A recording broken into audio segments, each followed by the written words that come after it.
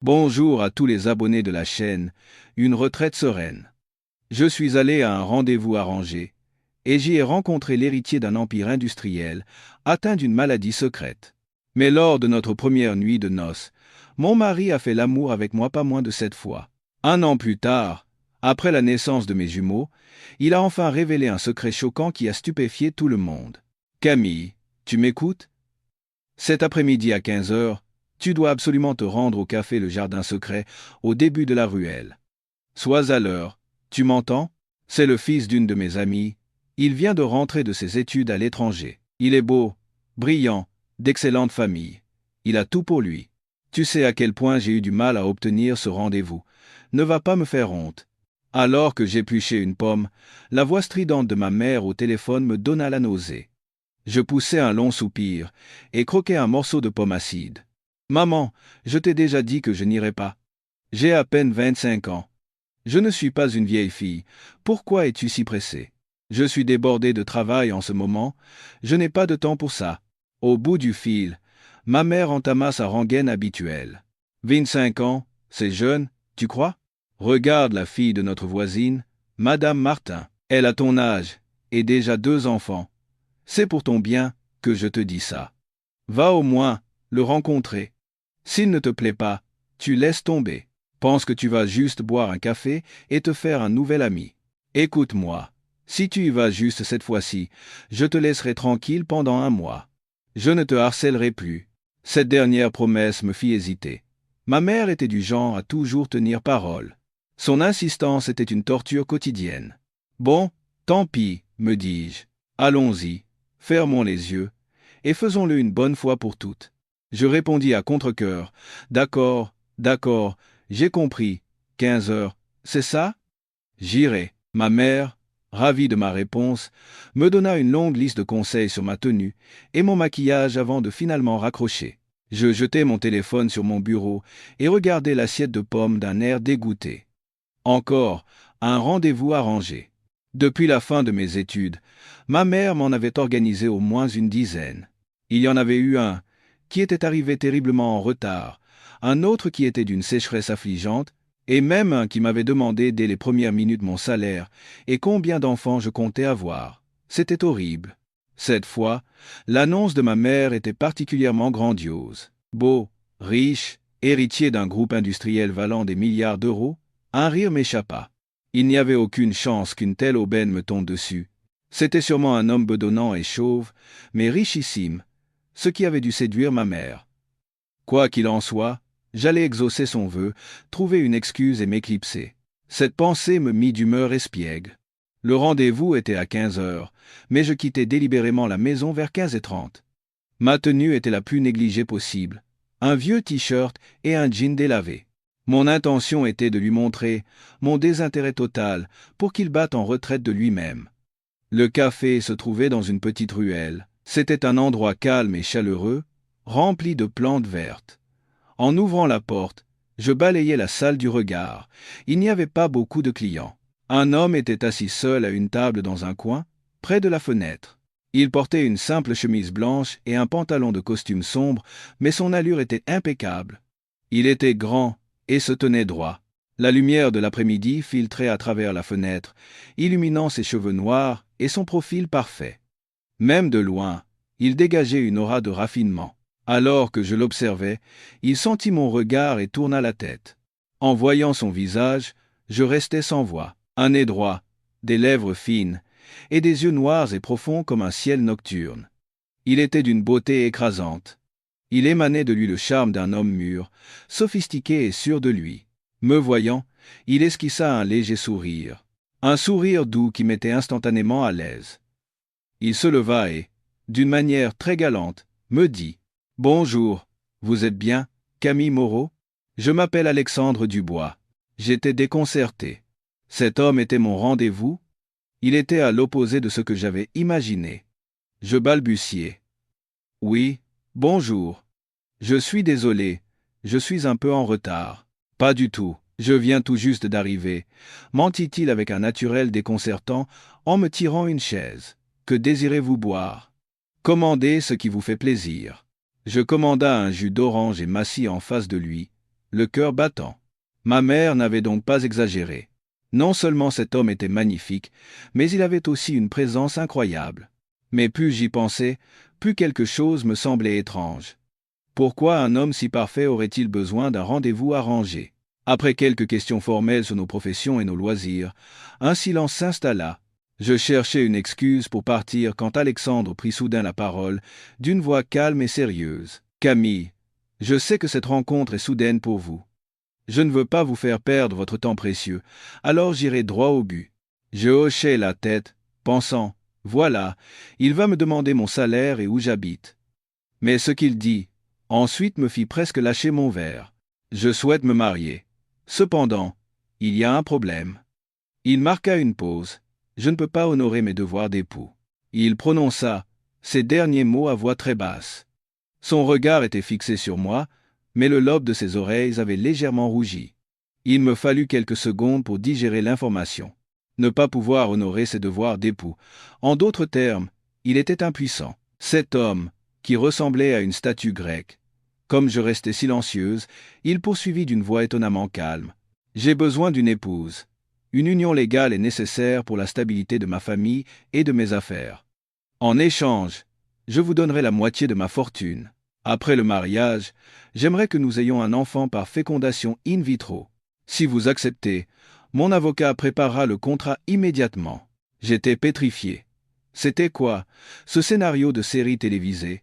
Un mariage de convenance, la moitié de sa fortune, un bébé éprouvette.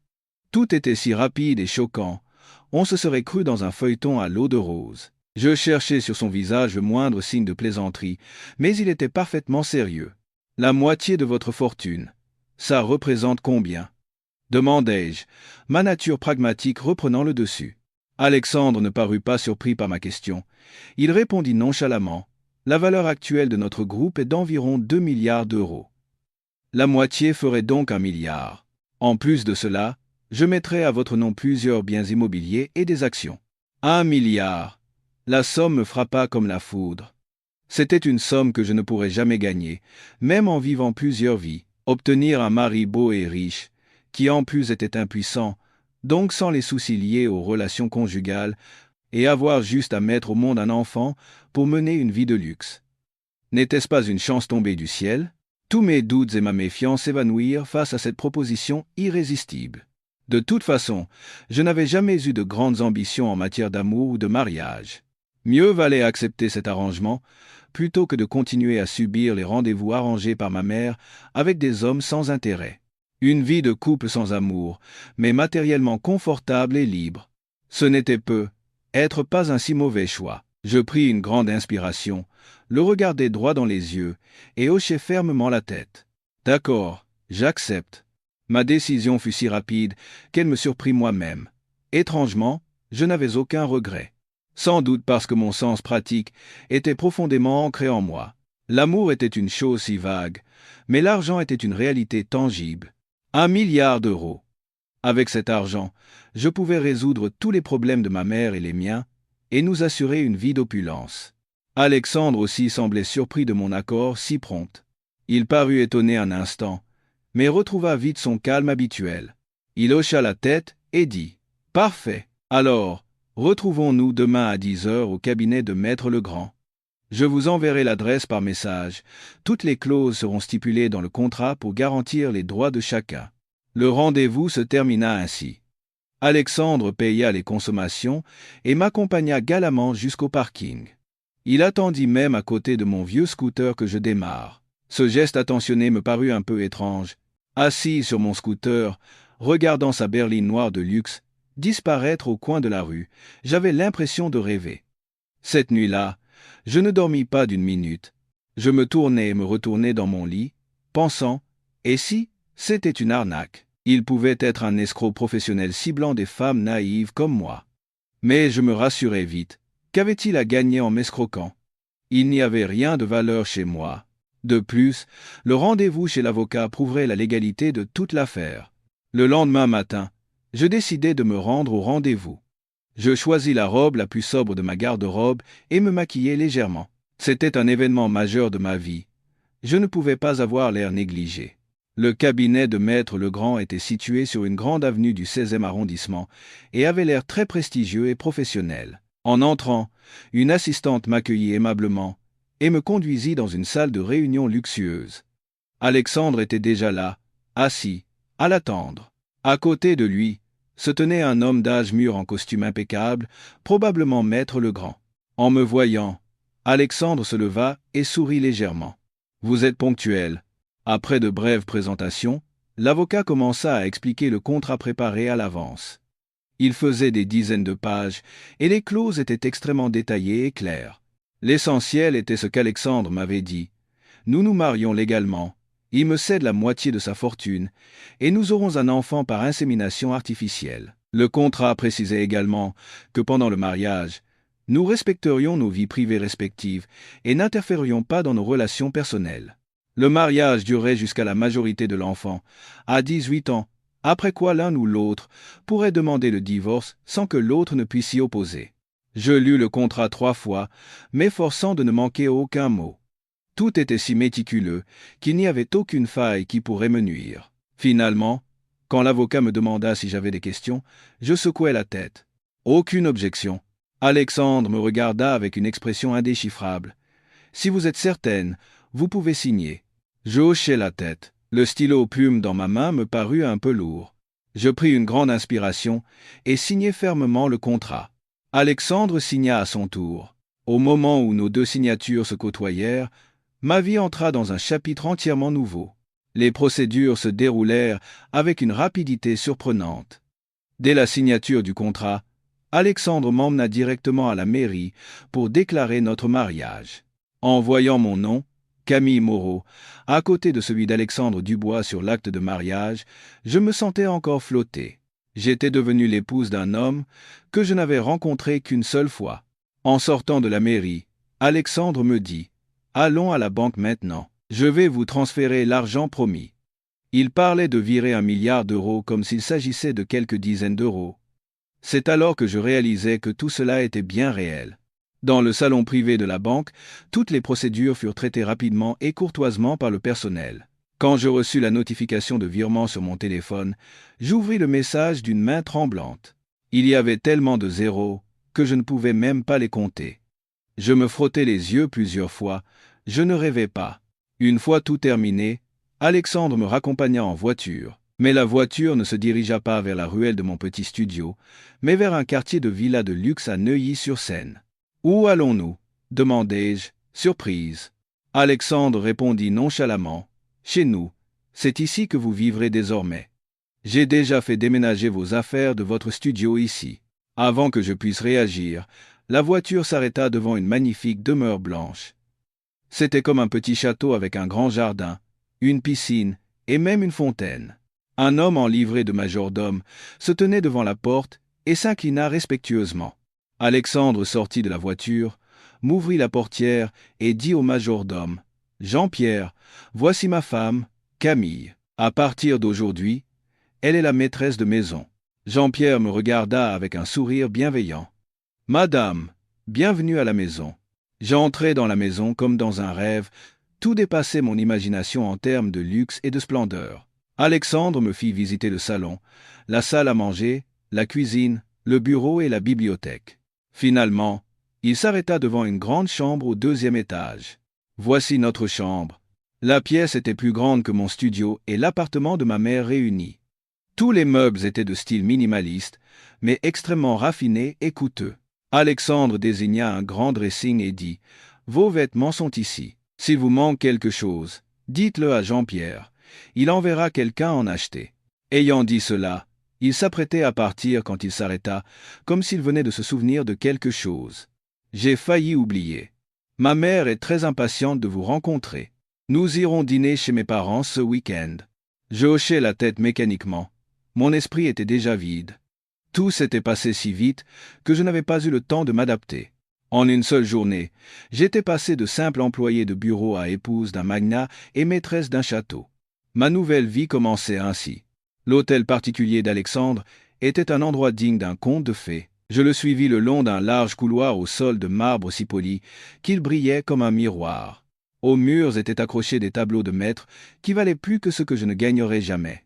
La richesse et l'autorité qui se dégageaient de chaque recoin me donnaient un sentiment d'étrangeté et d'intimidation, moi qui venais d'un milieu modeste. Après m'avoir montré la chambre, Alexandre me dit qu'il avait du travail à faire dans son bureau et me laissa libre d'explorer la maison. Je me promenais dans toutes les pièces, m'émerveillant à chaque pas. La demeure abritait une mini-salle de cinéma, une salle de sport dernier cri, et même une cave à vin contenant des centaines de bouteilles de Grand Cru. C'est alors que Jean-Pierre s'approcha, un plateau d'argent à la main. Sur le plateau reposait une carte de crédit d'un noir de jet. Il me présenta le plateau avec déférence. « Madame, voici la carte familiale préparée par monsieur. Il a dit que vous pouviez acheter tout ce que vous désirez, sans aucune limite. » Je regardais cette fameuse Black Card, symbole ultime des plus fortunés, avec des sentiments mitigés. Je souris et repoussai légèrement le plateau vers lui. « Merci, mais je n'en ai pas encore besoin. Alexandre a déjà fait tellement pour moi, je ne veux pas gaspiller. » Jean-Pierre parut un peu surpris de mon refus, mais il sourit, hocha la tête et retira la carte. Mon attitude semblait lui avoir fait bonne impression. Notre premier dîner se déroula dans une salle à manger, où une table immense aurait pu accueillir 20 personnes. Mais nous n'étions que deux, Alexandre et moi. L'atmosphère était un peu gênante et silencieuse. Les plats préparés par le chef privé étaient de véritables œuvres d'art et délicieux. Pourtant, je n'avais que peu d'appétit, sans doute encore mal à l'aise avec ce changement de vie soudain. Durant le repas, Alexandre resta silencieux, se contentant de me servir de temps en temps ou de poser quelques questions formelles. Ses manières à table témoignaient de l'excellente éducation qu'il avait reçue. Après le dîner, Alexandre retourna dans son bureau. Je montai dans la chambre, pris une douche et m'assis sur le lit king-size moelleux, regardant les lumières du jardin scintiller à l'extérieur. J'appelai ma mère pour lui mentir en lui disant que j'étais parti en déplacement professionnel pour quelques jours et lui recommandai de prendre soin d'elle. Je ne savais pas encore comment lui expliquer ce mariage soudain. Vers 22 heures, Alexandre entra dans la chambre. Il avait troqué son costume contre un pyjama en soie bleu nuit, qui dissipait son allure stricte habituelle pour lui donner un air nonchalant et sexy. Me voyant assis sur le lit, il dit simplement « Tu peux dormir, je vais prendre une douche ». J'obéis et me glissai sous les draps. Mon cœur commença à battre un peu plus vite. Même si je savais qu'il était impuissant, c'était notre première nuit dans la même chambre, le même lit. La tension et la gêne étaient inévitables. Je fermai les yeux et fis semblant de dormir. Peu après, j'entendis la porte de la salle de bain s'ouvrir et une odeur fraîche de gel douche pour homme se répandit dans l'air. Quand Alexandre s'allongea dans le lit, je sentis le matelas s'affaisser de son côté. Il se coucha à une distance très respectable de moi, sur le dos. Je retins ma respiration, attendant de voir ce qu'il allait faire. Mais rien ne se passa. J'entendais seulement sa respiration régulière. Quelques minutes plus tard, elle devint plus profonde et plus longue. J'entr'ouvris les yeux pour jeter un coup d'œil. Sous la douce lumière de la veilleuse, Alexandre dormait profondément. Son visage sculptural paraissait très paisible. Je poussai un soupir de soulagement, mais une étrange sensation s'insinua en moi. Allait-il vraiment se contenter de dormir, sans un mot, sans un geste? Cela ne faisait que renforcer ma conviction qu'il avait réellement un problème de ce côté-là. Ce n'était pas si mal.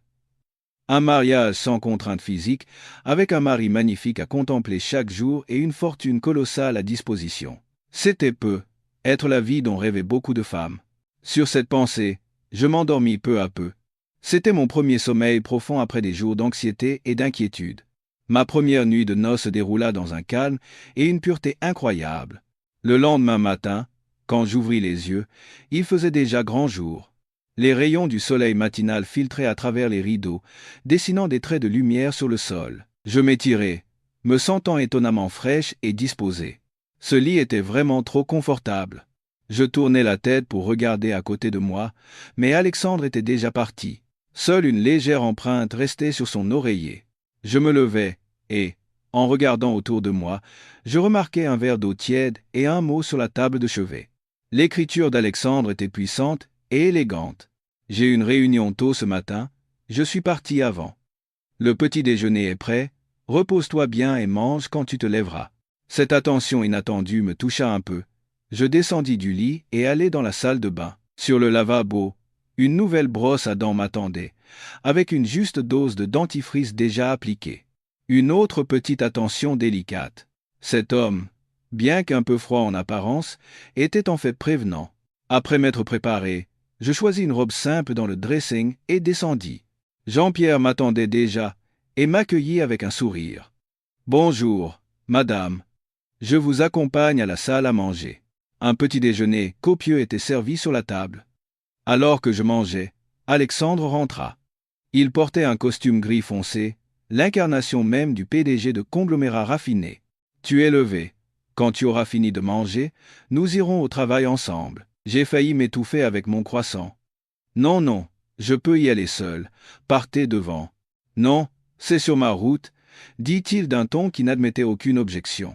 C'est ainsi que moi, simple employé, me rendis au travail pour la première fois de ma vie dans une luxueuse Rolls-Royce. La voiture glissait silencieusement sur la route, attirant les regards curieux des passants. Je me sentais un peu mal à l'aise et j'avais hâte d'arriver au bureau pour échapper à cette situation. La voiture s'arrêta au coin de la rue, à une petite distance de mon entreprise.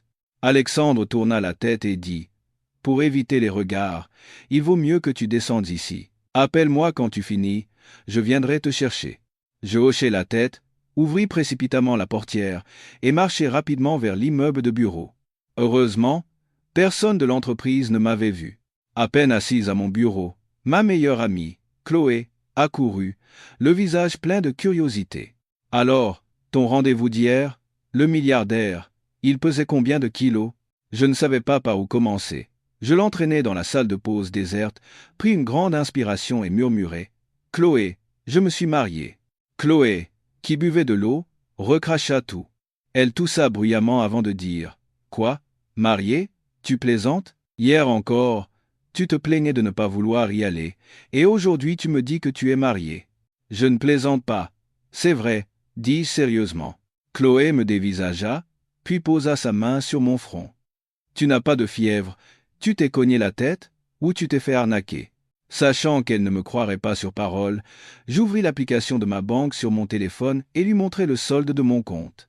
Chloé plissa les yeux, d'abord indifférente, puis ses yeux s'écarquillèrent jusqu'à presque sortir de leurs orbites. Elle bégaya en recomptant les zéros plusieurs fois. 1, 10, 1 milliard d'euros?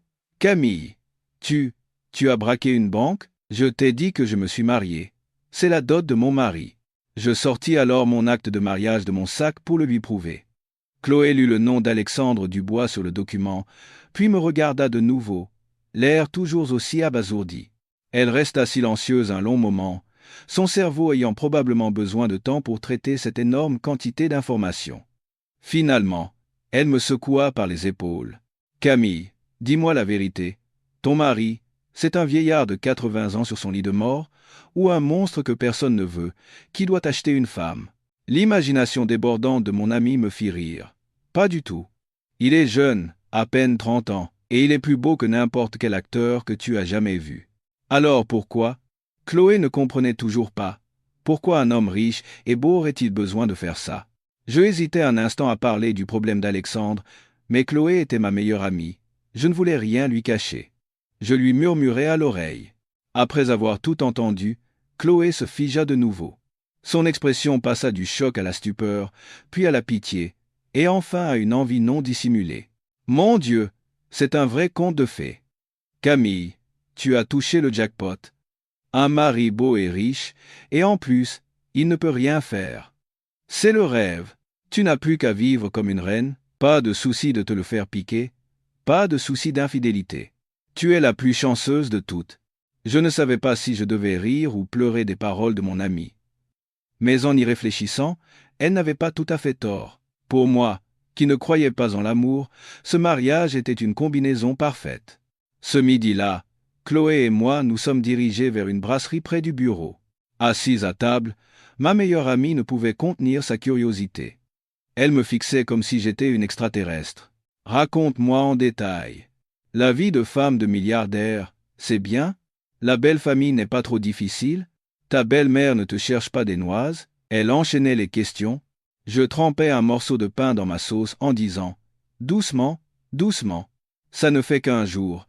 Je n'ai vu personne d'autre que mon mari et le majordome. Mon mari est tellement occupé qu'on a à peine échangé 10 phrases. Je ne rencontre mes beaux-parents pour la première fois que ce week-end.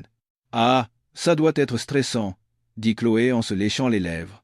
Dis donc, maintenant que tu es une grande dame, fais attention en marchant dans la rue. Les voyous sont de plus en plus audacieux. S'ils apprennent que tu es riche, tu seras une cible. Fais attention à ne pas te faire enlever pour une rançon, comme dans les films. Ces paroles me firent éclater de rire. Tu t'inquiètes pour rien? Qui me reconnaîtrait pour m'enlever? Je suis toujours Camille, la simple employée. Nous avons bavardé joyeusement en mangeant. Mais pendant le repas, j'eus une sensation étrange. Comme si quelqu'un nous observait intensément. Je regardais discrètement autour de moi. Le restaurant était assez bondé, et tout le monde semblait concentré sur son repas. Cependant, une femme assise à une table en diagonale de la nôtre semblait très suspecte.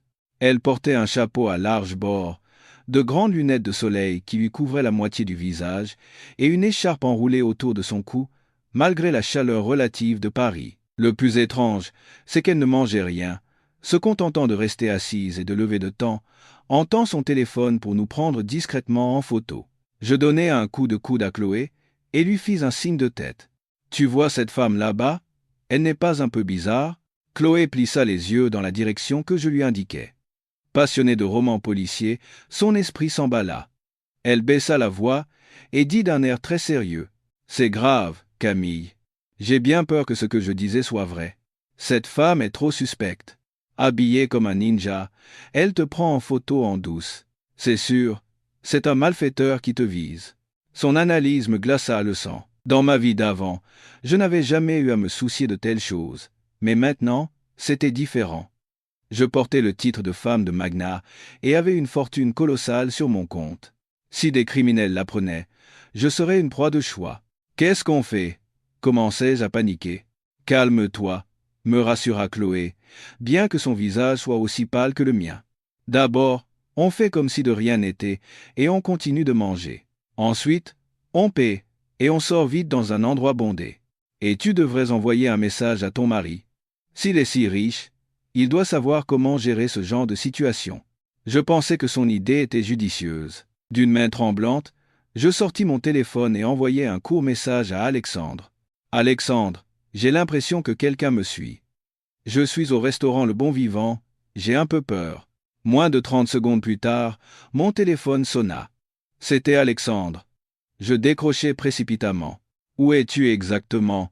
Reste à l'intérieur du restaurant. Ne bouge surtout pas.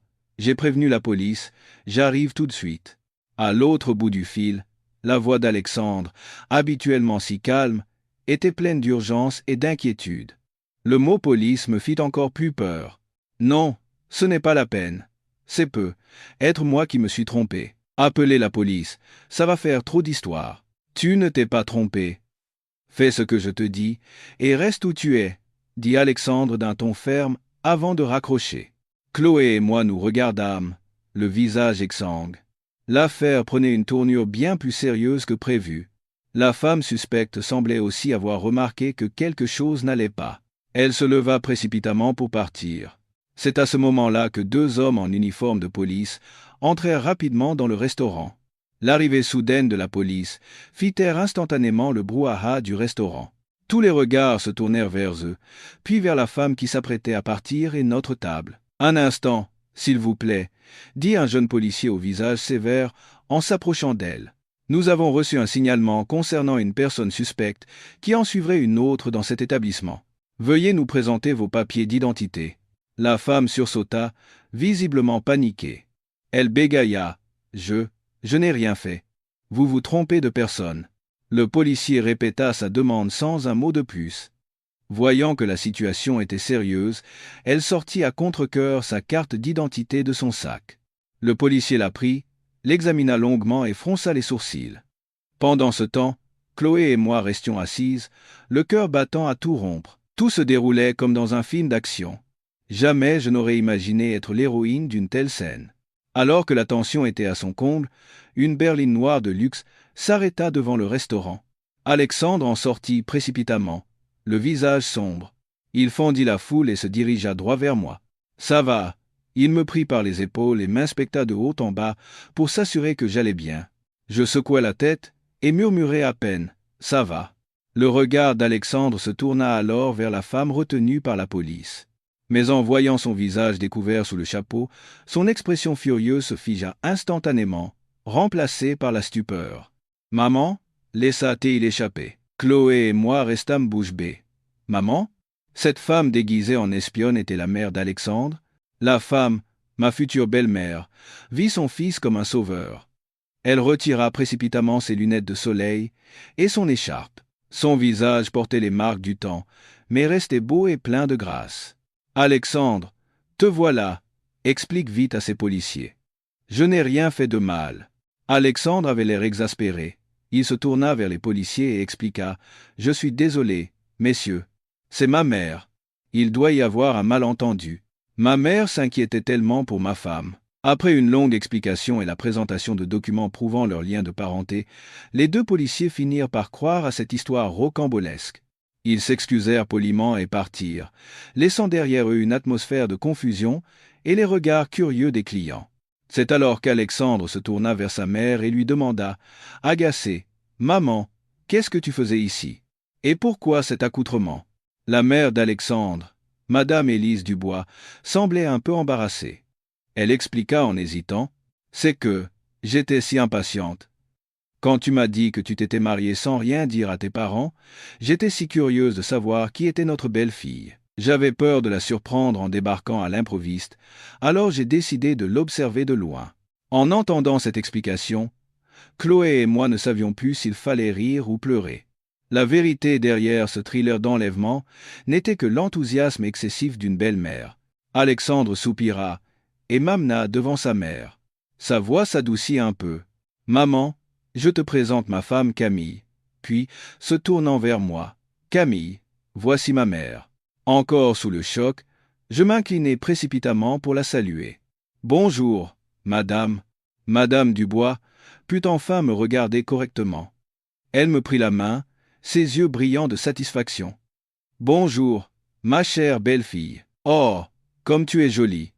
Pas étonnant que mon fils t'ait caché. Excuse-moi, ma petite, je t'ai fait une de ces peurs. » Ma première rencontre avec ma belle-mère se fit donc dans des circonstances des plus étranges. Pas d'interrogatoire pointu ni de critique comme dans les films, mais une comédie absurde et drôle. En voyant le caractère doux et un peu enfantin de ma belle-mère, je ne pus m'empêcher de la trouver sympathique. Je me dis que ma vie de belle-fille ne saurait peu être pas si terrible que ça.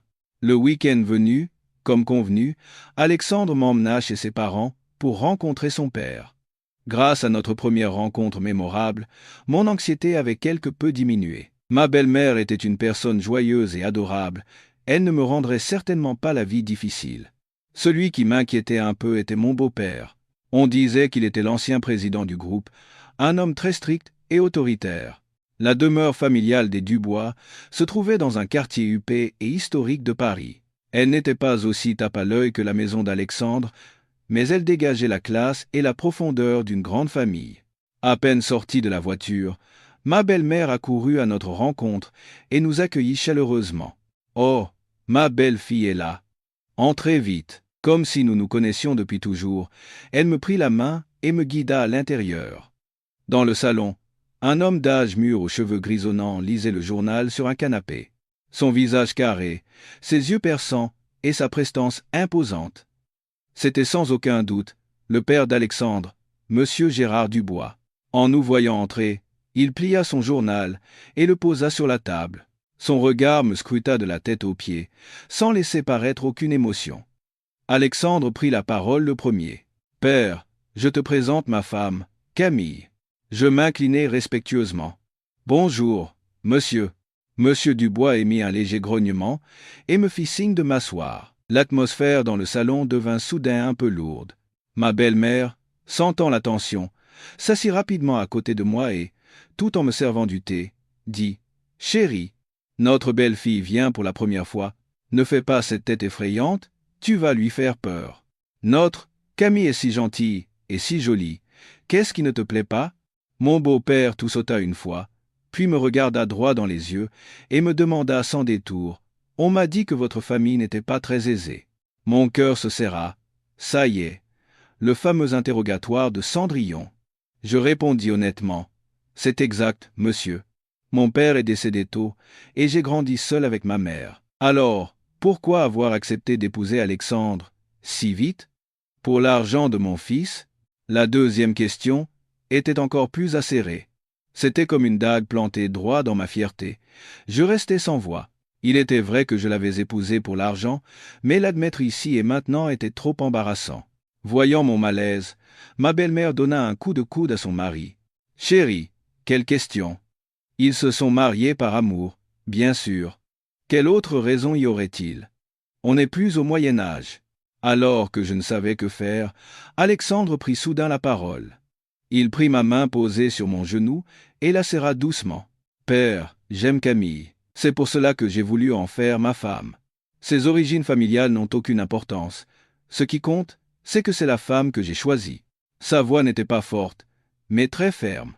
Son regard, posé sur moi, était tendre et protecteur. C'était la première fois qu'il exprimait ses sentiments aussi clairement. Même si je savais que c'était une comédie pour rassurer ses parents, mon cœur, pour une raison que j'ignorais, battit un peu plus vite. Mon beau-père regarda son fils, puis moi de nouveau. Il resta silencieux un long moment, et l'air dans la pièce sembla se figer. Finalement, il poussa un long soupir, et dit d'une voix bien plus douce. « Entendu, c'est votre vie, c'est à vous de décider. Alexandre, si tu es heureux, c'est tout ce qui compte, la prochaine fois, amène ta belle-mère. » C'est la moindre des choses. En entendant ces mots, je me sentis soulagé d'un poids immense. La rencontre familiale s'était bien passée. Le déjeuner qui suivit se déroula dans une atmosphère bien plus chaleureuse. Mon beau-père resta silencieux, mais me servit plusieurs fois. Ma belle-mère, quant à elle, n'arrêtait pas de me poser des questions, me traitant comme sa propre fille. Le soir, en rentrant avec Alexandre, je ressentis enfin la fatigue. De retour au bureau le lundi, Chloé m'entraîna avec enthousiasme dans un coin. « Alors, ton beau-père était effrayant?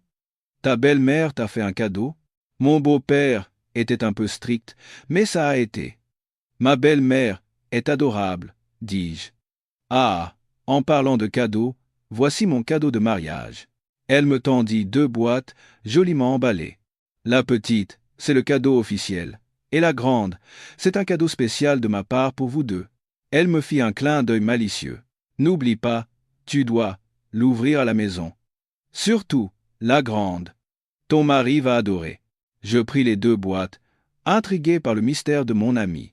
Les jours suivants se déroulèrent paisiblement. Je m'habituais de plus en plus à la vie dans la demeure, aux soins attentifs de Jean-Pierre et des autres employés, et à la présence d'Alexandre, apparu soudainement dans ma vie. Nous ne parlions toujours pas beaucoup et dormions à distance dans le même lit, mais la gêne entre nous s'était beaucoup dissipée. Ce soir-là, je rentrais assez tard du travail après avoir bouclé quelques dossiers. En arrivant à la maison, je trouvais Alexandre en train de cuisiner dans la cuisine. Une douce odeur de lait de coco et de gingembre flottait dans l'air. En me voyant, il sourit. « Te voilà. J'ai fait des crêpes Suzette. Mange-les pendant qu'elles sont chaudes. » J'étais assez surprise. Le PDG d'un grand groupe, débordé de travail, préparant lui-même un dessert dans la cuisine. Je m'approchai, curieuse, et regardai la poêle où les crêpes grésillaient. Elles avaient l'air délicieuses. « Vous savez faire ça ? » demandai-je. Quand j'étais étudiant à l'étranger, la cuisine de mon pays me manquait parfois, alors j'ai un peu appris. Il servit les crêpes dans une assiette et ajouta un petit verre de Grand Marnier à côté. Il y a un ingrédient spécial dans cette recette. Lequel? Un peu de Grand Marnier. Ça rend le dessert plus parfumé, dit-il avec un regard espiègle. Je pris l'assiette. Le parfum sucré de la liqueur était envoûtant. Les crêpes étaient moelleuses et parfumées. Le sucré se mariait parfaitement avec la légère amertume de l'alcool. C'était le meilleur dessert que j'avais mangé depuis longtemps. C'est délicieux. Vous êtes un excellent cuisinier, le complimentai-je. Alexandre sembla ravi de mon compliment. Il me resservit. Mange encore pendant que c'est chaud. Comme j'adore les sucreries et que j'étais fatigué par ma journée de travail, je n'hésitai pas et finis les 2 assiettes. Après avoir mangé, je sentis mon corps se réchauffer et mes joues rougir. J'ai toujours été très sensible à l'alcool, et même une petite quantité me faisait tourner la tête. Ce dessert était délicieux, mais l'alcool était assez fort. Je commençais à me sentir étourdi et groggy. Voyant mon teint pâle, Alexandre me demanda avec inquiétude: « Qu'est-ce qui ne va pas? Tu te sens mal? » « Ça va, j'ai juste un peu la tête qui tourne. C'est à cause du Grand Marnier, je crois. Je vais aller me reposer dans la chambre. Ça ira mieux, dis-je en agitant la main. Alexandre hocha la tête et m'aida à monter jusqu'à la chambre. Repose-toi bien. Je vais me doucher. Je m'effondrai sur le lit. La pièce semblait tourner. La légère ivresse me rendit plus audacieuse que d'habitude. Je me souvins soudain des 2 cadeaux de mariage de Chloé. Ah oui, il faut que je les ouvre. Je me levai en titubant et me dirigeai vers la coiffeuse où j'avais posé les boîtes. J'ouvris d'abord la petite. À l'intérieur, il y avait un bon pour un voyage à Bali, une destination dont je rêvais. Cette Chloé avait vraiment du goût. Ensuite, j'ouvris délicatement la plus grande boîte, celle que Chloé avait qualifiée de spéciale. Sous le papier cadeau, une élégante boîte noire. Curieuse, j'ouvris le couvercle. À l'intérieur, quelque chose était enveloppé dans du papier de soie fin. Je le dépliai avec précaution. Ce qui apparut était une nuisette. Si on pouvait appeler ça une nuisette. Elle était faite de dentelle noire, fine et transparente. Le design était si audacieux qu'il ne couvrait que le strict minimum. Je la tins en main, le visage en feu. Cette peste de Chloé, pourquoi m'avait-elle donné ça? Mon mari était impuissant. À qui étais-je censé la montrer? C'était vraiment pour se moquer de moi. J'étais à la fois en colère et amusé. Demain, au bureau, elle allait m'entendre. À ce moment-là, la porte de la salle de bain s'ouvrit. Alexandre en sortit, une simple serviette nouée autour de sa taille. Son corps musclé et bien défini était entièrement exposé. Des gouttes d'eau de ses cheveux mouillés tombaient sur son torse ferme.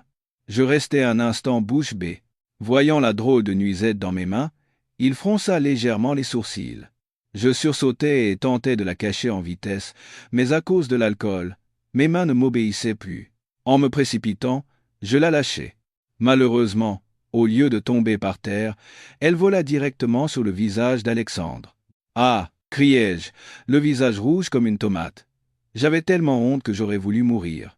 Je me précipitai pour récupérer la preuve du délit avant qu'il ne puisse bien voir ce que c'était. Mais ma démarche était instable. Je me pris les pieds dans le coin du lit, perdis l'équilibre et tombai en avant. Attention! Alexandre réagit rapidement et tendit les bras pour me rattraper. Je tombai ainsi directement dans ses bras. Mon visage était enfoui dans son torse nu et chaud, et je sentais les battements puissants de son cœur. Un parfum masculin, envoûtant me monta aux narines, et mon esprit devint encore plus confus. Paniqué, je m'agrippai à son corps pour retrouver mon équilibre, et ma main toucha quelque chose de très chaud, dur et plein de vie, sous sa serviette. Tout mon corps se figea, et mon ivresse sembla s'évanouir d'un coup. C'est quoi ça? Il n'était pas censé être impuissant? Je levai la tête et regardai Alexandre, stupéfaite. Il me regardait aussi. Ses yeux profonds n'avaient plus leur calme habituel, mais brûlaient d'un feu intense. Son visage aussi était un peu embarrassé, ses oreilles étaient rouges. Je bégayai, incapable de finir ma phrase. Alexandre me regarda, puis l'endroit où ma main était posée. Il soupira doucement, sa voix un peu rauque. On dirait que je ne peux plus le cacher. Il se pencha et me murmura à l'oreille. Chaque mot qu'il prononçait envoyait un frisson le long de ma colonne vertébrale. « Camille, je suis désolé, je t'ai menti. Je suis tout à fait normal. » Mon esprit devint blanc. Tout à fait normal? Alors tout n'était qu'une comédie, la demande en mariage, le prétexte de l'impuissance. Tout était un mensonge? Pourquoi? Pourquoi avoir fait ça? Avant même que je puisse poser la question, Alexandre, comme s'il avait lu dans mes pensées, me serra plus fort contre lui. Je t'expliquerai tout plus tard, mais pour l'instant, il ne termina pas sa phrase, mais se pencha pour m'embrasser. D'abord timide, le baiser devint vite passionné et intense. Il me souleva et me déposa doucement sur le lit moelleux. La chaude lumière jaune de la veilleuse nous enveloppait. Cette nuit-là, il n'y avait plus de distance entre nous. Cette nuit-là, notre mariage commença vraiment. Le lundi matin, je me dirigeai vers l'entreprise le cœur rempli de sentiments contradictoires. Mon corps était endolori et fatigué, mais une douce sensation fleurissait en moi. La nuit précédente avait été si soudaine et intense. Alexandre avait été une personne complètement différente du PDG froid et distant que je connaissais. Il était tendre, passionné et plein d'amour. Quand je me suis réveillé, il était déjà parti travailler. Mais il n'avait pas oublié de laisser un verre d'eau tiède et un mot. « Tu n'as pas besoin d'aller travailler aujourd'hui. Je te l'autorise. » En lisant ces mots, je ne pus m'empêcher de sourire. Mais en pensant qu'il m'avait bien roulé, la colère remonta. Et la principale coupable de tout ce chaos n'était autre que ma chère amie. Dès que je vis Chloé au bureau, je m'avançai d'un pas décidé et jetai la boîte cadeau vide sur son bureau. « Chloé, viens ici. Tu es vraiment douée pour piéger tes amis. » Chloé, voyant mon expression gênée et ma démarche un peu raide, sourit d'un air malicieux. Elle m'entraîna dans la salle de pause, ferma la porte et me demanda à voix basse. « Alors, mon cadeau a fait de l'effet, non ? Tu as dû passer une nuit inoubliable. » « Inoubliable, mon œil. » Je lui pinçai le bras. « À cause de toi, j'ai failli mourir de honte. Et mon mari m'a menti. Il est tout à fait normal. » En entendant cela, les yeux de Chloé s'illuminèrent. « Vraiment ? Mais c'est encore mieux. Félicitations. Tu as un mari riche, beau et en bonne santé. C'est le comble du bonheur. » Ces paroles me firent soupirer. Quoi qu'il en soit, le mal était fait. C'est à ce moment-là que Nathalie, une collègue qui m'avait toujours jalousé et méprisé, entra dans la salle de pause. Elle me toisa de la tête aux pieds d'un regard scrutateur, puis ricana. « Tiens, on ne t'a pas vu depuis quelques jours, tu as l'air bien palote, tu as dû être bien occupé à servir un vieux riche la nuit. » Son ton était plein de sarcasme et de mépris. D'habitude, j'aurais laissé passer, mais aujourd'hui, c'était différent. Que ce soit parce que j'étais devenue la femme d'un homme puissant, ou simplement parce que j'étais de mauvaise humeur, je n'avais plus envie de me taire. Avant même que je puisse ouvrir la bouche, Chloé se retroussa les manches et répliqua « Nathalie, surveille tes paroles. Si elle est fatiguée, c'est de bonne heure. Pas comme certaines qui sont seules la nuit, et passent leur frustration sur les autres le matin. » Nathalie devint rouge de colère. « Quoi ? Qui est seul ? J'ai des hommes à mes pieds. C'est juste que je n'ai pas encore trouvé le bon. Pas comme d'autres qui se jettent sur le premier riche venu. » La dispute éclata, et je ne restais pas en retrait. Je regardai Nathalie droit dans les yeux et souris doucement. « Nathalie, au lieu de te soucier des autres, tu devrais t'occuper de toi. J'ai peur que le jour où tu trouveras un homme qui te plaît, il te rejette parce que tu seras vieille et laide. » Mes paroles jetèrent de l'huile sur le feu. Nathalie, furieuse, était incapable de parler et me pointait du doigt en bégayant. La dispute ne prit fin que lorsque notre chef de service entra et nous gronda bruyamment. Mais je sentais que mes problèmes avec Nathalie n'étaient pas terminés. Le vendredi soir, notre service organisa un petit pot dans un restaurant près de l'entreprise. Je ne voulais pas y aller, mais c'était un événement d'équipe, je ne pouvais pas refuser. Pendant toute la soirée, tout le monde mangeait, buvait et chantait joyeusement, mais Nathalie n'arrêtait pas de me provoquer. Sachant que je ne buvais pas d'alcool, elle n'arrêtait pas de me proposer de la bière et de lancer des piques sur mon prétendu sponsor. Je l'ignorais et restais dans mon coin, échangeant des messages avec Alexandre. Depuis cette nuit-là, il était devenu beaucoup plus affectueux. Il n'arrêtait pas de prendre de mes nouvelles et de me donner des conseils. Il m'avait aussi dit qu'il viendrait me chercher ce soir. Me voyant arriver à mon téléphone, Nathalie saisit une autre occasion de me narguer. Elle leva son verre de bière et dit assez fort pour que tout le monde l'entende. « Oh, on dirait que quelqu'un est occupé à texter avec son papa gâteau. Pourquoi ne pas lui dire de venir nous rejoindre? Ou bien elle a peur qu'on découvre son vrai visage. » Quelques collègues ricanèrent. J'étais vexé, mais je m'efforçais de garder mon calme. Chloé, assise à côté de moi, ne put se retenir et prit ma défense. « Nathalie, arrêtez avec vos remarques désobligeantes. Qu'est-ce qu'il y a de mal à ce que son petit ami vienne la chercher? » « Petit ami ?» ricana Nathalie. « Pour moi, c'est plutôt un papa gâteau. Un vieil homme bedonnant et chauve, sûrement. C'est le genre d'homme qui achète l'affection des jeunes femmes avec leur argent. » À ce moment précis, une Maybach noire s'arrêta devant le restaurant. Son apparence luxueuse attira immédiatement l'attention de tout le monde, y compris des passants. Tous les membres de notre service se tournèrent vers la porte, curieux de voir quelle personnalité allait apparaître. Nathalie, en voyant la voiture, eut les yeux qui brillaient.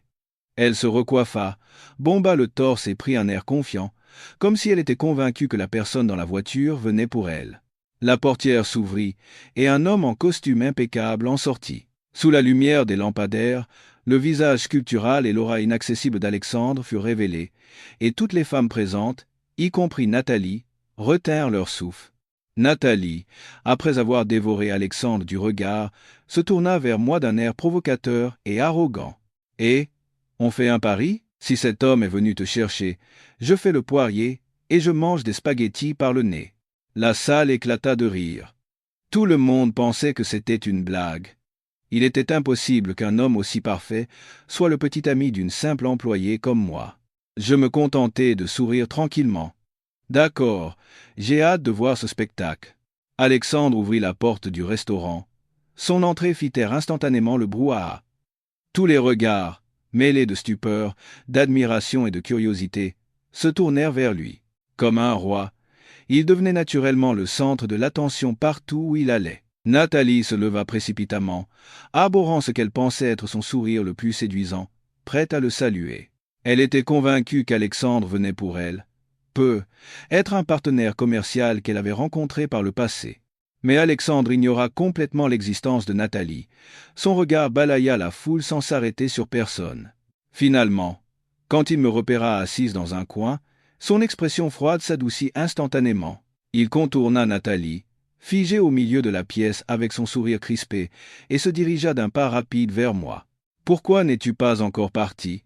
me demanda Alexandre d'une voix basse et tendre, teintée d'un léger reproche. Il enleva sa veste et la posa sur mes épaules. « Il fait froid, tu vas attraper un rhume, si tu restes habillé si légèrement. » La salle était complètement figée. Tout le monde regardait la scène, incrédule, les yeux écarquillés.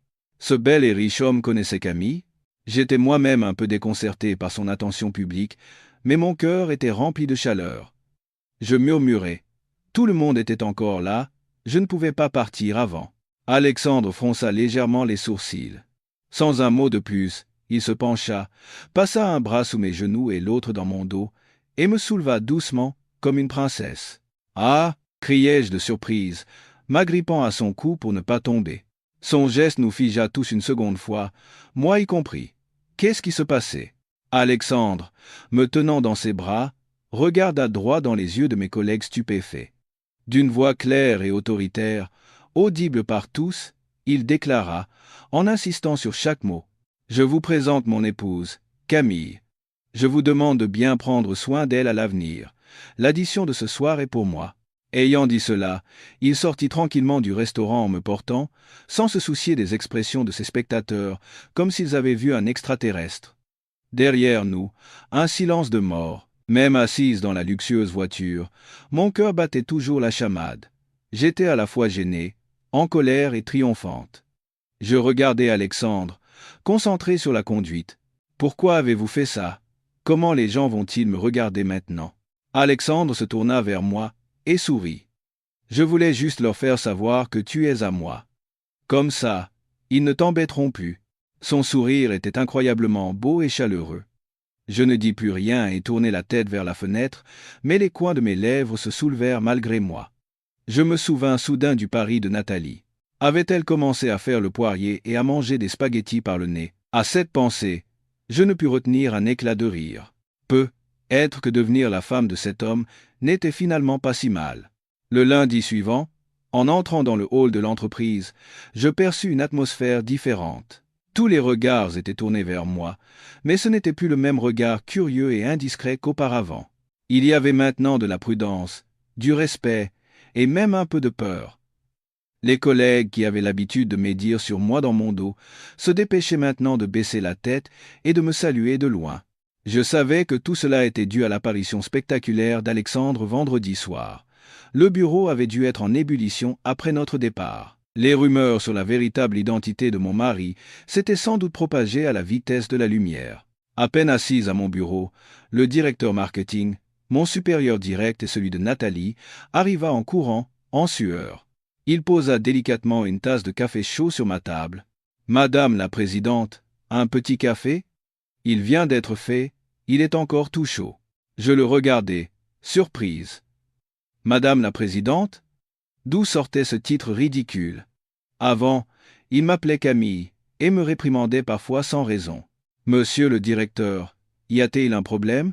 demandai-je. « Non, non, aucun problème, » dit-il, en agitant les mains avec un sourire obséquieux. « C'est juste que la dernière fois, je n'ai pas bien géré mon personnel, et Nathalie a été irrespectueuse envers vous.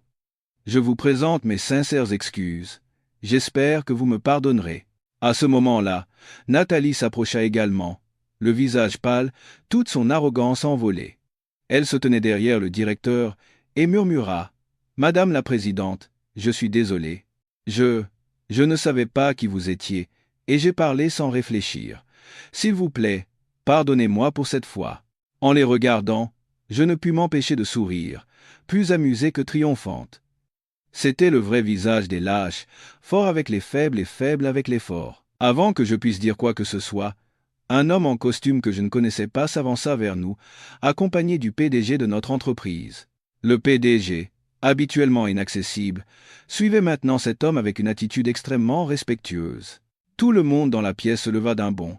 Le PDG se précipita vers moi et s'inclina avec une déférence incroyable. « Madame, que nous vaut l'honneur de votre visite? Si vous nous aviez prévenus, nous nous serions préparés à vous accueillir. » Le bureau fut de nouveau plongé dans le silence. « Madame, Camille était la nouvelle patronne ?» J'étais aussi perplexe qu'eux. Que se passait-il? L'inconnu, qui accompagnait le PDG, prit enfin la parole.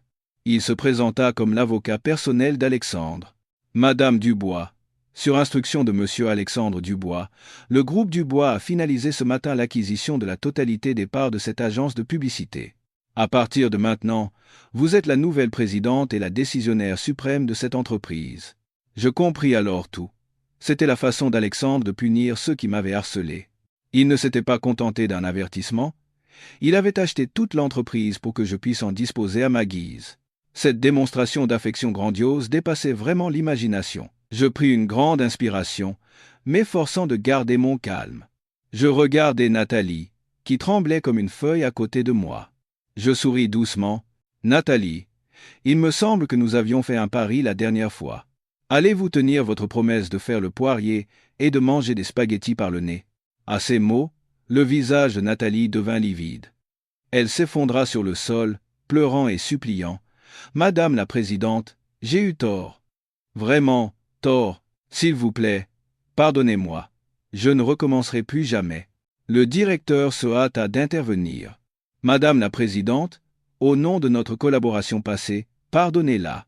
Ce n'était qu'une maladresse de sa part. » Je l'ai regardé un instant, puis fis un geste de la main. « C'est bon, je ne suis pas si rancunière. Je me passerai du spectacle de poirier. Cependant, cette entreprise n'a pas besoin d'employés, dont l'attitude et le caractère sont aussi déplorables.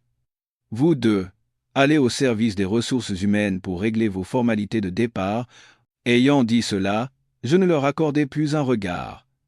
Je me tournai vers ma meilleure amie, Chloé, figée comme une statue depuis le début. « Chloé, à partir d'aujourd'hui, tu es la nouvelle directrice de cette entreprise. Gère-la bien pour moi. » Chloé resta bouche bée, un long moment avant de reprendre ses esprits. Elle se jeta dans mes bras, pleurant et riant en même temps.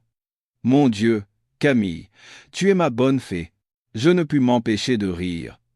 Devenir présidente d'une entreprise sur un coup de tête n'était peu, être pas si mal. Au moins, je pouvais réaliser le rêve de ma meilleure amie. Après avoir réglé les affaires de l'entreprise et délégué tous les pouvoirs à Chloé, je décidai de prendre un congé pour me préparer à quelque chose de plus important, un vrai mariage. Les parents d'Alexandre souhaitaient ardemment que nous organisions une cérémonie pour l'annoncer officiellement à nos familles et amis, et Alexandre voulait aussi me donner une légitimité en bonne et due forme. La première chose que je devais faire était d'avoir une conversation honnête avec ma mère. Je ne pouvais plus lui mentir. Je la retrouvai dans un restaurant calme et lui racontai tout, le rendez-vous arrangé fatidique, le contrat, le mariage, la vérité sur Alexandre et comment j'étais soudainement devenu propriétaire d'une entreprise. Après avoir tout entendu, ma mère resta silencieuse un long moment, son visage exprimant des émotions complexes. Elle ne me gronda pas, mais poussa un long soupir en regardant au loin. « Camille, je suis désolé. C'est moi qui t'ai poussé à te marier, et tu as pris une décision si précipitée.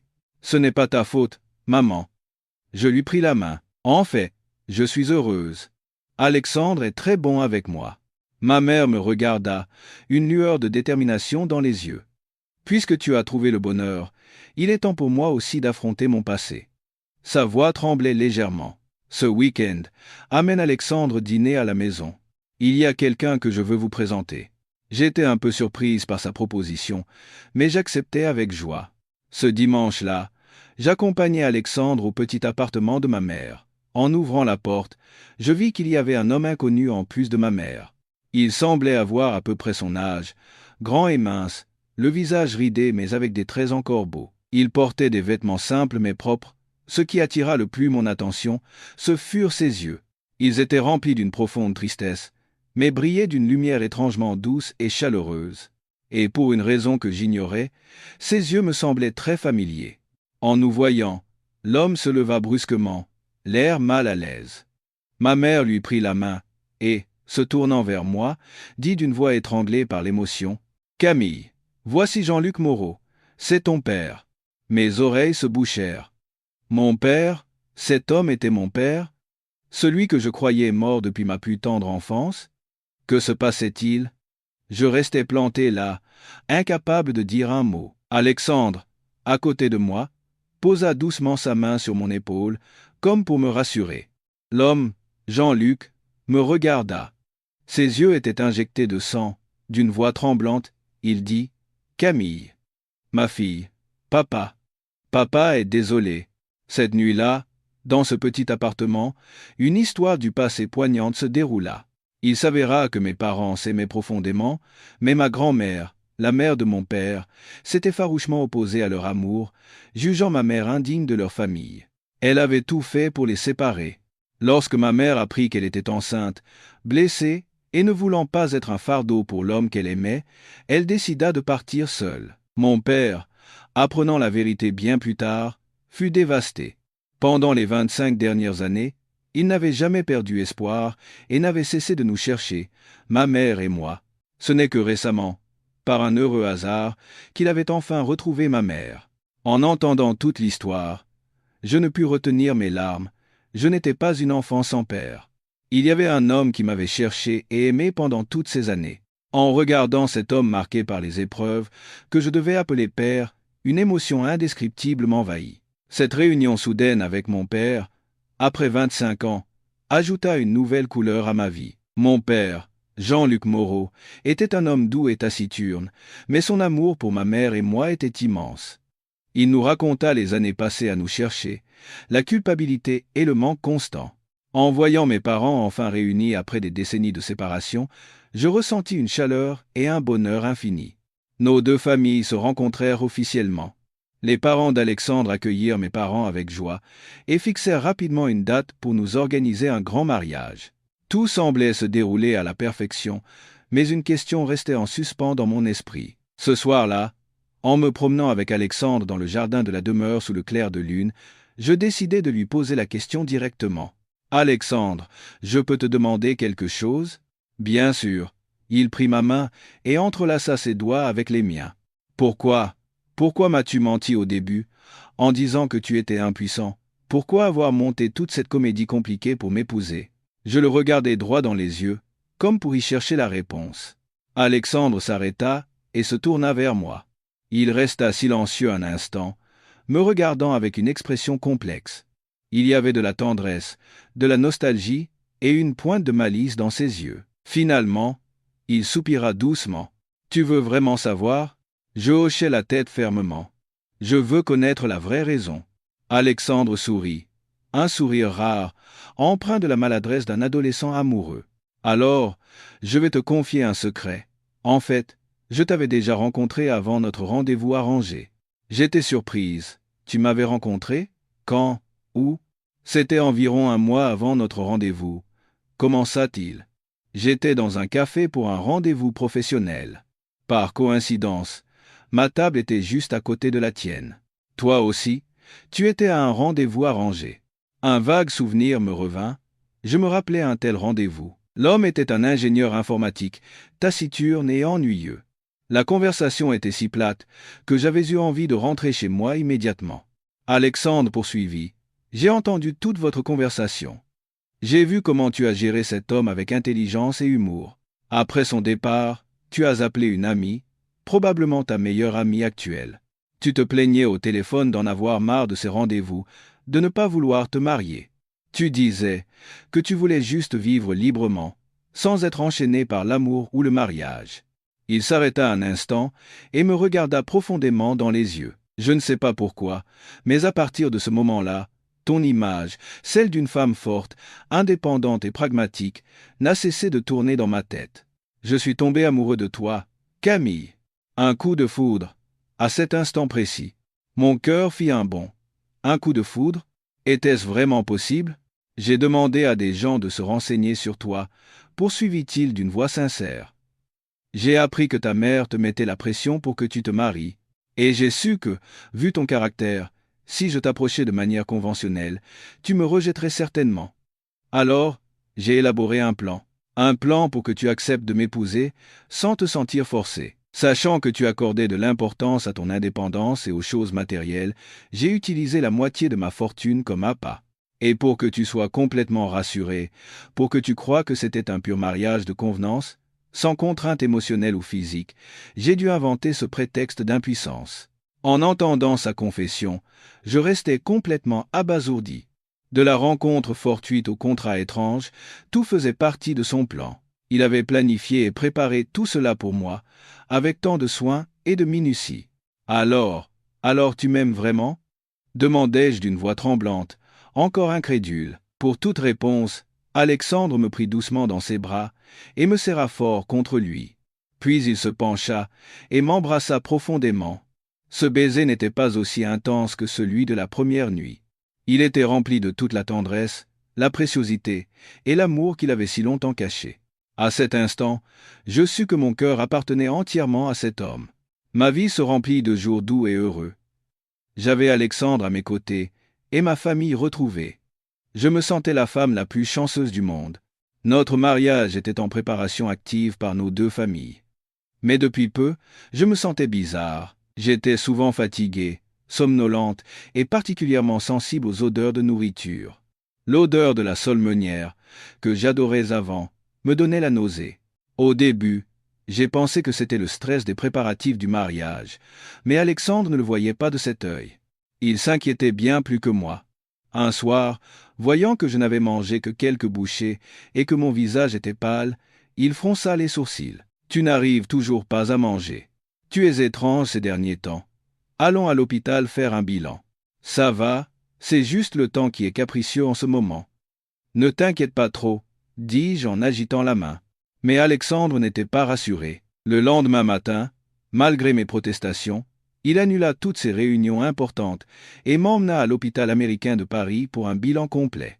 Après une matinée d'examen, nous attendions les résultats dans le bureau d'un médecin âgé et très réputé. Je pensais toujours que ce n'était qu'un petit coup de fatigue, mais Alexandre, à côté de moi, était visiblement tendu, les mains serrées. Le médecin regarda les résultats, puis nous sourit gentiment. « Félicitations. Madame Dubois n'a absolument rien. Vous êtes enceinte. Le fœtus a déjà plus de 6 semaines et se développe très bien. » Les mots du médecin me frappèrent comme un coup de tonnerre. Enceinte? J'étais enceinte? Je regardai le médecin, puis Alexandre, hébété. Mon esprit était vide, je n'arrivais pas à croire ce que je venais d'entendre. La condition d'un enfant mentionné dans notre ancien contrat arrivait, si vite et si soudainement. Alexandre, à côté de moi, était tout aussi figé. Il se leva d'un bond et demanda au médecin d'une voix tremblante. « Docteur, ma femme est vraiment enceinte? »« Oui, absolument, c'est certain à 100%. » Le médecin hocha la tête pour le confirmer.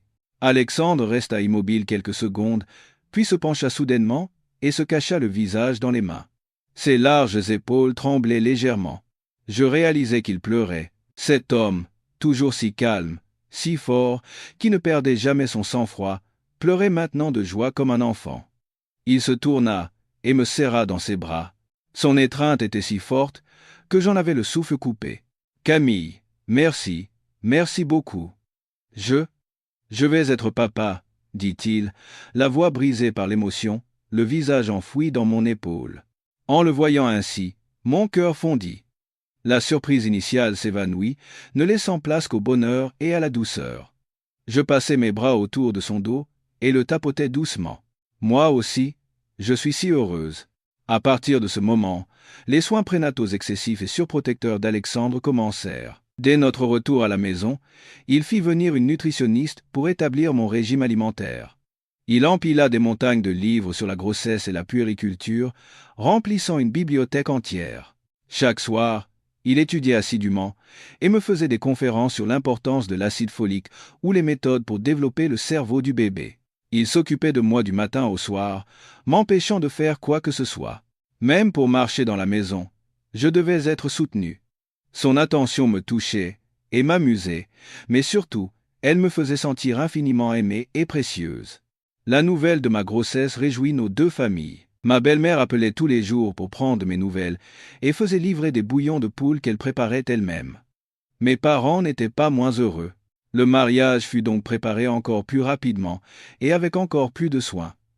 Ce jour-là, j'allais essayer des robes de mariée avec ma mère et ma belle-mère dans la plus grande boutique de Paris. L'ambiance était très joyeuse. Les deux mères s'affairaient à choisir des robes, ne cessant de répéter que leur belle-fille, leur fille, était belle dans n'importe quelle tenue. J'étais en train d'essayer une magnifique robe de mariée, ornée de milliers de cristaux lorsque deux femmes entrèrent dans la boutique. L'une était une vieille femme d'environ 70 ans, au visage marqué par les épreuves, mais au regard acéré et critique. L'autre était une jeune femme, lourdement maquillée et couverte de marques de luxe de la tête aux pieds, mais dégageant une impression de vulgarité et de méchanceté. En voyant la vieille femme, le visage de ma mère changea. Elle me tira précipitamment derrière elle, comme pour me protéger. « Mère, que faites-vous ici ?» La voix de ma mère tremblait. Je me figeai. « Mère ?» Alors cette femme était ma grand-mère, celle qui avait brisé mes parents par le passé. Ma grand-mère ignora ma mère. Son regard balaya la boutique luxueuse avant de s'arrêter sur moi et sur la robe de mariée coûteuse que je portais. Son regard était plein de jalousie et de mépris. « Tiens, la future Madame Dubois. Tu as fière allure. » La souris est tombée dans le pot de confiture et s'est vite prise pour une grande dame. Sa voix était acide. La femme qui l'accompagnait, que j'appris plus tard être ma cousine Sophie, ajouta « Grand-mère, regarde-moi ça. » Avec une robe aussi vulgaire, elle pense devenir la belle-fille d'une grande famille. Elle ne connaît vraiment pas sa place. Je tremblais de colère. Je pouvais supporter qu'on m'insulte, mais pas qu'on insulte ma mère. J'allais répliquer quand ma belle-mère s'avança la première. Le visage de Madame Élise Dubois, habituellement si joyeux et doux, était maintenant glacial. « Et vous, qui êtes-vous pour vous permettre de jacasser ici ? Cette jeune femme est ma belle-fille, choisie par la famille Dubois. De quel droit la jugez-vous » Ma grand-mère parut surprise que quelqu'un ose lui tenir tête. Elle foudroya ma belle-mère du regard. « Vous êtes la mère de ce vaurien d'Alexandre ? Parfait. Je suis venu aujourd'hui pour régler mes comptes avec vous. Cette fille de rien, née d'une mère célibataire, comment ose-t-elle franchir le seuil de la famille Dubois ?» Elle me pointa du doigt. « Faites divorcer cette fille d'Alexandre immédiatement. Ma petite fille Sophie est bien plus digne de cette place. » Ces paroles stupéfièrent tout le monde dans la boutique. Ma mère, furieuse, avait les lèvres tremblantes, et le visage de ma belle-mère était déjà empreint de fureur. Quoi ? Je ne pouvais plus me contenir. La colère monta, et j'oubliai toute retenue. Je m'avançai, et fis face à cette femme qui était ma grand-mère. « De quel droit demandez-vous le divorce des autres ? Méritez-vous seulement d'être appelée une aînée ?» Ma grand-mère écarquilla les yeux. « Quoi ? Comment oses-tu me parler sur ce ton ? » Espèce d'effrontée, elle leva la main pour me gifler, mais sa main fut interceptée avant d'atteindre mon visage. C'était ma mère. Ma mère n'était plus la femme faible et soumise d'autrefois. Elle regarda son ancienne belle-mère droit dans les yeux. Son regard était froid et déterminé. « Ne touchez pas à ma fille. » C'est ça. Ma belle-mère s'avança à son tour et se plaça à côté de ma mère, formant un mur protecteur. « À votre âge, vous devriez cultiver la sagesse. Venir harceler une femme enceinte, ne savez-vous pas que c'est un péché qui attire la foudre? En entendant le mot enceinte, ma grand-mère et ma cousine Sophie furent abasourdies. Leur expression passa de la colère à la jalousie, puis à la frustration. Voyant la situation tourner à son désavantage, Sophie changea d'attitude. Elle s'approcha avec un sourire forcé et mielleux. « Madame, ne vous méprenez pas. Ma grand-mère s'inquiète juste pour la réputation de la famille Dubois. Après tout, ma cousine Camille et moi. Et vous quoi? La coupai-je en ricanant. J'ai un mari qui m'aime plus que tout, une famille qui me protège de tout son cœur, et de beaux bébés qui vont bientôt naître. Ce sont des choses que vous n'aurez probablement jamais de votre vie. » Je pris alors un verre d'eau sur une table et le jetai au visage de ma grand-mère stupéfaite. « Cette eau, c'est pour les 25 ans d'humiliation que ma mère et moi avons subis. »« Ah, comment oses-tu » hurla ma grand-mère en s'essuyant le visage et en me pointant du doigt. La dispute, ou plutôt la leçon donnée à des harceleuses, se déroula en plein milieu de la boutique de robes de mariée. Ma mère et ma belle-mère, deux femmes habituellement distinguées et douces, retroussèrent leurs manches et s'unirent pour donner une bonne leçon à cette grand-mère effrontée et à sa petite-fille. Les employés de la boutique, terrorisés, n'osaient pas intervenir et observaient de loin. C'est à ce moment-là qu'Alexandre entra. Ayant appris que j'essayais ma robe, il était venu me faire une surprise et tomba sur cette scène. Voyant sa femme se faire agresser, son visage devint visiblement glacial. Sans un mot, il passa tranquillement un appel. « Maître Legrand, à un service. La famille de ma mère, les Moreau, a des difficultés financières en ce moment, n'est-ce pas? Oui, c'est ça. Mettez-les complètement sur la paille. Ne leur laissez aucune chance de se relever. » Il raccrocha, s'approcha de moi et me prit dans ses bras. Son regard acéré balaya les deux femmes, pâles de terreur. « Osez toucher à la femme et à l'enfant d'Alexandre Dubois. Vous ne tenez pas à la vie, on dirait. » Par la suite, tout se déroula comme prévu par Alexandre. La famille de ma grand-mère fit rapidement faillite. Ses fils et belles-filles, qui la flattaient autrefois, lui tournèrent le dos après sa chute. Elle finit par passer le reste de sa vie seule et malade dans une maison de retraite. C'était sans doute la punition la plus juste pour ses péchés. Une fois ces problèmes réglés, notre mariage eut enfin lieu. La cérémonie se déroula dans un luxueux complexe hôtelier en bord de mer, en présence de nos deux familles, de nombreux amis et partenaires. Sachant que j'aimais la beauté traditionnelle, Alexandre avait spécialement conçu un mariage de style classique français, évoquant l'élégance de Versailles. L'espace était décoré avec raffinement de soieries, de chandeliers et de motifs floraux. Je portais une robe de mariée traditionnelle en dentelle de Calais, et sur ma tête, un diadème scintillant. Alexandre portait également un costume de cérémonie. Il était incroyablement beau et distingué. Au moment solennel où mon père me prit la main pour la donner à Alexandre, nous ne pûmes retenir nos larmes. Après un long chemin, de nombreux malentendus et épreuves, nous pouvions enfin être véritablement l'un à l'autre. Alexandre serra ma main fort. Il me regarda avec des yeux pleins d'amour et dit d'une voix basse et ferme : « Camille, merci d'être venue à moi. Désormais, toi et nos enfants êtes toute ma fortune. » Après le mariage, comme j'étais enceinte, nous n'avons pas fait de voyage de noces lointain et fatigant. À la place, Alexandre m'emmena sur une île privée en Corse. Nous séjournâmes dans une villa en bord de mer, nous promenant chaque jour sur la plage de sable fin, écoutant le bruit des vagues et regardant le coucher du soleil. Il s'occupa de moi avec une dévotion totale, me préparant de délicieux repas et lisant des contes de fées à moi et au bébé dans mon ventre chaque soir. C'étaient les jours les plus paisibles et les plus doux de ma vie. Nous avons continué à voyager en France, dans des endroits à l'air pur et aux paysages magnifiques. Chaque voyage devint un souvenir inoubliable, nos sentiments se renforcèrent de jour en jour. Je réalisais que rencontrer cet homme était la plus grande chance de ma vie. Le temps passa à une vitesse folle, et j'entrais dans mon 9e mois de grossesse. Mon ventre s'arrondissait de plus en plus, et mes pas devenaient lourds. Nos deux familles attendaient avec impatience et anxiété la naissance de leurs petits-enfants. Ma belle-mère avait même fait venir la meilleure équipe médicale à domicile pour parer à toute éventualité. Le jour prévu, les contractions commencèrent. Alexandre, paniqué, me mit dans la voiture et fonça à l'hôpital. Malgré sa préparation mentale, en voyant ma souffrance, son visage devint blanc d'inquiétude. Il ne lâcha pas ma main un seul instant, m'encourageant et me réconfortant sans cesse. La césarienne se déroula parfaitement. Lorsque l'infirmière sortit de la salle d'opération avec 2 nouveau-nés tout rouges dans les bras et annonça « Félicitations, ce sont des jumeaux. Un garçon et une fille », Alexandre fondit en larmes. Il regarda tour à tour son fils et sa fille, puis courut à la salle de réveil pour me voir. Il prit ma main, l'embrassa sur le front et dit, la voix brisée par l'émotion, « Ma chérie, tu as été si courageuse. Merci. » Notre vie entra alors dans un nouveau chapitre, plus chargé, mais rempli de rires et de bonheur. Le garçon ressemblait trait pour trait à Alexandre, calme et sérieux dès son plus jeune âge. La fille me ressemblait, espiègle, adorable et toujours souriante.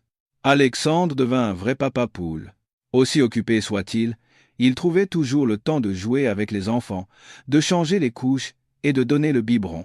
En voyant ce grand PDJ s'occuper maladroitement de ses bébés, je ne pouvais m'empêcher de rire. Mon histoire a commencé par un mariage de convenance, calculé, mais s'est terminée par le bonheur d'une famille de 4 personnes. J'ai trouvé un mari qui m'aime plus que tout, 2 magnifiques enfants, et une famille solide qui me soutient toujours. Comme l'avait dit Alexandre, moi et mes enfants étions désormais sa plus précieuse fortune.